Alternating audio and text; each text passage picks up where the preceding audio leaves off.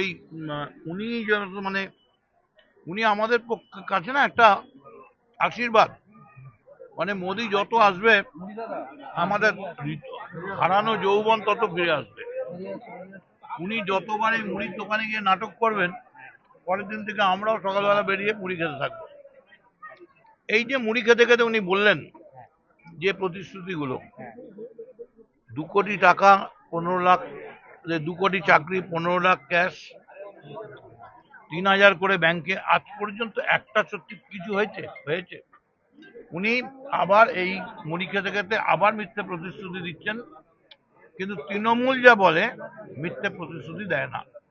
আমাদের যা যা প্রতিশ্রুতি ছিল মমতা বন্দ্যোপাধ্যায়, এমনকি লাস্ট যুবসাথী, পথশ্রী, প্রত্যেকটা জায়গায় করছি। মোদি শুধু আসছে মারিচ রাক্ষস যেমন একটা বেশে এসছিল, সাধুর বেশে রামের কাছে, সেরকম নরেন্দ্র মোদী নানা চরিত্রে স্টেজ রিহার্সাল দিয়ে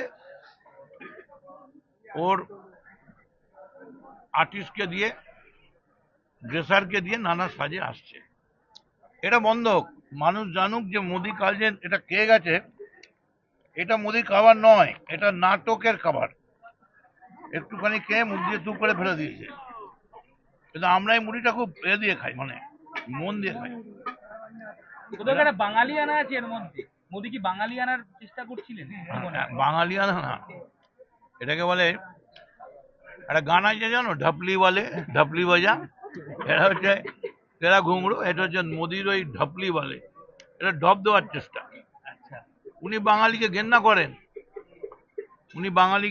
করেন, তার প্রমাণ क्या रविंद्रनाथ সান্যাল, क्या বঙ্কিম দা कैसे है, ওনার বন্ধু পৈতৃক। এটা চলবে। আজকে আমরা এখানে একটা মানে সিম্বলিক প্রতিবাদ করলাম। এই যে মুড়ি খেয়ে কালকে উনি করে গেছেন, আপনি দেখুন আবার উনি আসছেন তো 2 দিন মধ্যে, সেদিন দেখবেন উনি কাবলিওয়ালা সেজে এসছেন।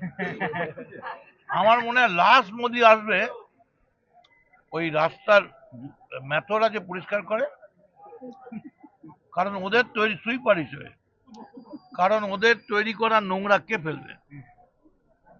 ফলে মোদির এই নোংরামি বাঙালি ধরে ফেলেছে। এইটা হচ্ছে আসল চেহারা। ট্রেন আসছে, ট্রেনটা দেরি করছে, আমরা মুড়ি খাচ্ছি, ঠিক আছে।